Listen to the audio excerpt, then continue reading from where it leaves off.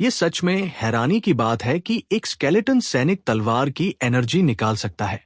अगर उसने अपनी आंखों से नहीं देखा होता तो उसे कभी यकीन नहीं होता कि एबिस में ऐसे स्केलेटन सैनिक भी हैं। सिर्फ वही नहीं, बल्कि लिन शियुन भी इतनी हैरान थी कि बोल नहीं पा रही थी। उसे लगा कि वो बहुत मुश्किल में है, मौत के कगार पर है, और उसने अपनी आखिरी ताकत से लड़ने के लिए स्केलेटन सैनिकों को बुलाया। लेकिन कौन सोच सकता था कि हमारी आखिरी मुलाकात को बस कुछ ही समय हुआ था। इस आदमी ने न सिर्फ एक तलवार के वार से एक स्टेपन वुल्फ को 2 टुकड़ों में काट दिया, बल्कि वो अपनी तलवार की एनर्जी से स्टेपन वुल्फ के पूरे झुंड को भी मार सकता था। उसकी तुलना में लिन शियुन पूरी तरह से बेकार लग रहा था।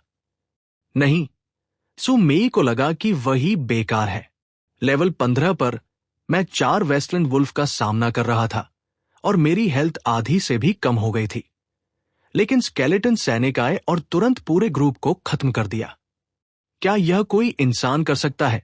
हां, वो पक्का इंसान नहीं है। सिर्फ उसने ही नहीं, बल्कि वो लीना और जुआंग हुतु ने भी, जो दूर भाग रहे थे, ये हंगामा देखा। जब उन्होंने स्केलेटन सैनिकों को आते देखा तो वे बस हंस पड़े।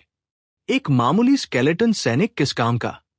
वह तो स्टेपन वुल्फ के दांत भरने के लिए भी काफी नहीं होगा। लेकिन स्केलेटन सैनिक के अगले कदम ने उनकी समझ को पूरी तरह से पलट दिया। ये कैसे हो सकता है? वो लीना रुक गई और चिल्लाते हुए अपना मुंह ढक लिया।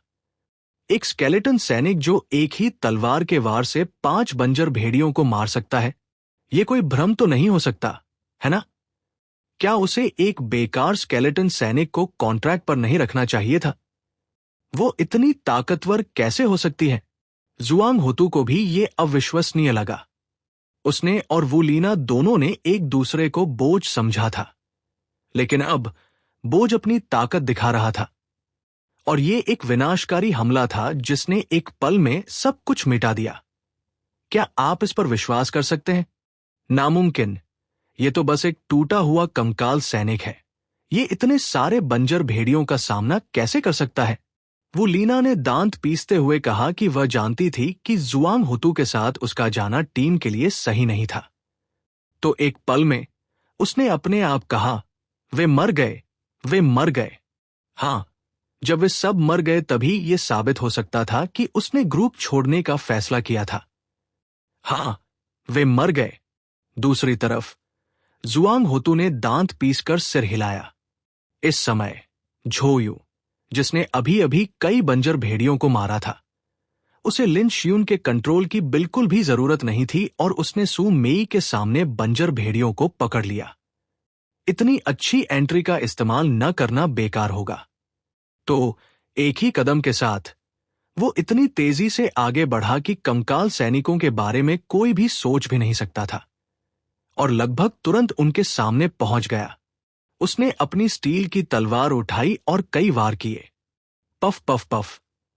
खून और नुकसान बंजर जमीन पर साफ और साफ दिखने लगे और कुछ ही सेकंड में पूरी तरह से मिट गए, साथ में बंजर जमीन के भेड़ियों की चीखें भी। संकट खत्म हो गया। कैसे? ये कैसे हो सकता है?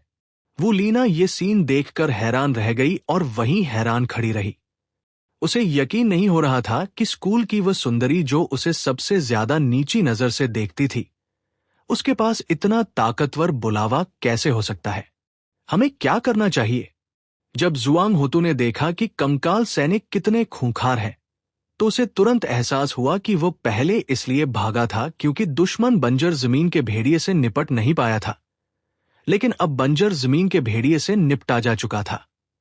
अकेले वापस जाने का खतरा स्वाभाविक रूप से एक टीम के रूप में जाने के खतरे से कहीं ज्यादा है। उसने और वो लीना ने एक दूसरे को देखा और लगभग एक साथ सु मेई की टीम की ओर दौड़े। जिंदगी के मुकाबले चेहरा और ऐसी चीजें बिल्कुल भी जरूरी नहीं है, लेकिन जैसे ही उन्होंने 2 कदम उठाए, दूर एक जंगली भेड़िया उन्हें देखकर चौंक गया। एक पल में स्टेपन वुल्फ उन दोनों की तरफ तेजी से बढ़ा। यह देखकर वो लीना डर के मारे चिल्लाई और तुरंत उन पर आग का गोला फेंक दिया। अचानक इस अफरातफरी में उन्होंने एक और गलती कर दी और दूसरी तरफ बंजर जमीन में आग लगा दी। तुरंत बंजर जमीन के 3 और भेड़िए चौंक गए और सीधे उन दोनों पर हमला कर दिया।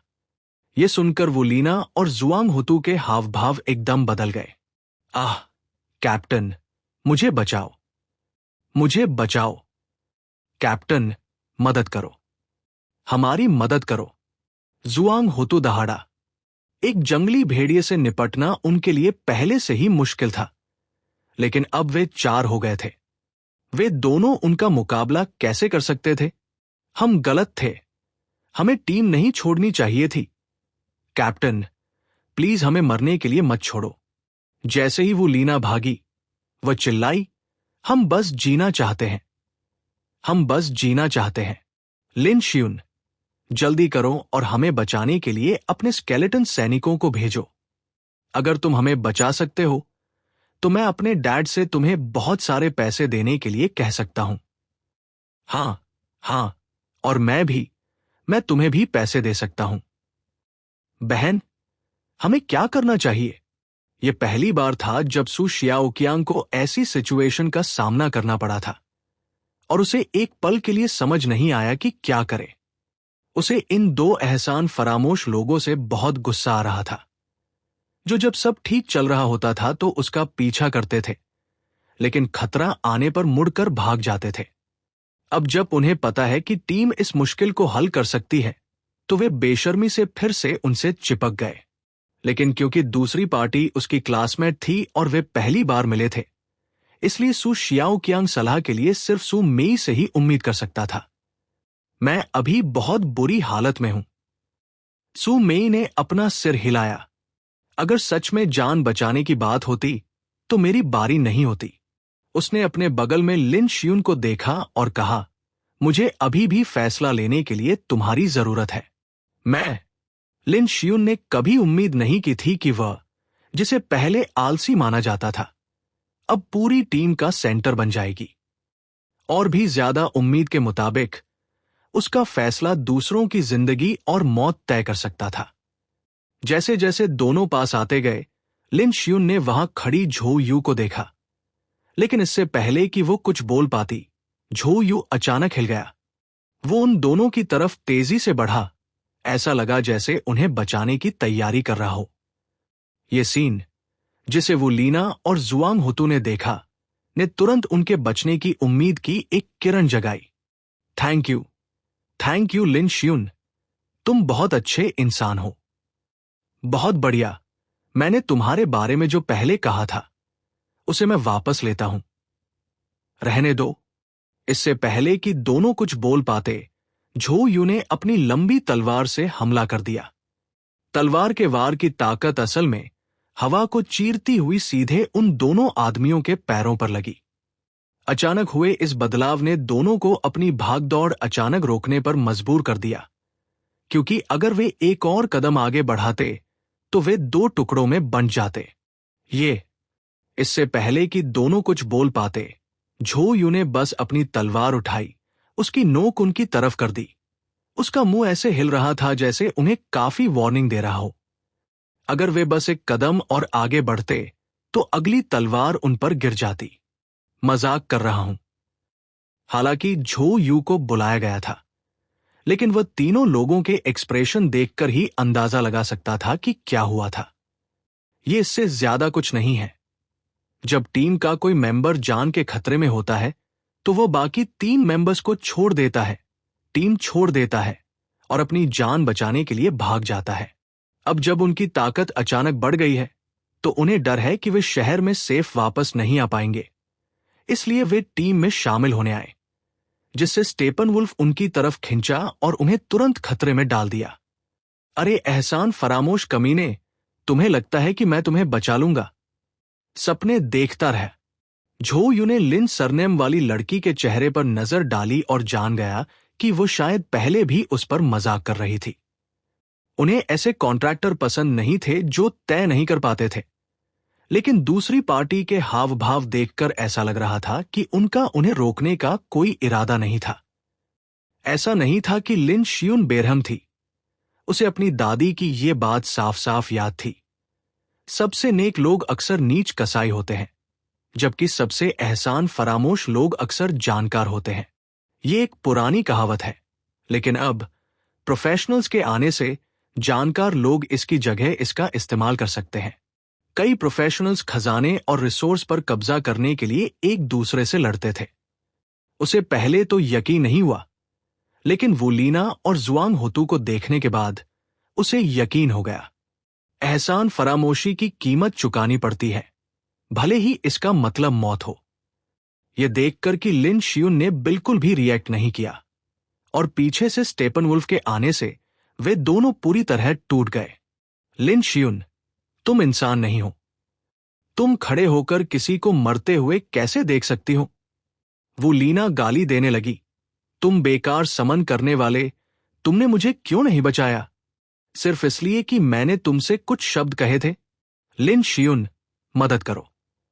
हम भी तुम्हारे टीममेट्स हैं। जुआंग होतू ने एक के बाद एक कई तीर चलाए, लेकिन बंजर जमीन के भेड़िए को रोकने के बजाय उसने उसका गुस्सा और बढ़ा दिया, जिससे वो और तेज भाग गया। आह, मुझे बचा लो लिन शियुन। मैं तुम्हें मरने के बाद भी कभी माफ नहीं करूंगा। आह, आऊ। भेड़िए ने झपट्टा मारा और जुआंग होतू को जमीन पर गिरा दिया। दिल दहला देने वाली चीखें और चीरने की आवाजें पूरे बंजर जमीन में बहरा कर देने वाली तेज गूंज उठीं। ये देखकर वो लीना दूसरी तरफ भाग गई, लेकिन सिर्फ 2 कदम चलने के बाद 2 दूसरे भेड़ियों ने उस पर झपट्टा मारा और एक तेज चीख निकली। आह, लिन शियुन, तुम कुतिया, मेरे पापा तुम्हें। ओह! सारी चीखें एक पल में अचानक बंद हो गई और सिर्फ मैदानी भेड़ियों के चबाने की आवाजें पूरे बंजर जमीन में गूंज उठीं। शांत। सु मेई और सु शियाओकियांग दोनों ये सीन देखकर चुप थी। उन्होंने पहले भी लोगों को मरते देखा था, लेकिन किसी को बंजर जमीन के भेड़िए द्वारा खाया जाना अब भी काफी चौंकाने वाला था। झो यू बस वहीं खड़ा रहा, दोनों के पूरी तरह मरने का इंतजार करता रहा, फिर आगे बढ़ा। जैसे ही बंजर जमीन के भेड़ियों ने अपना सिर उठाया, उसने अपनी तलवार से एक एक करके उन पर वार किया, जिससे वे मर गए।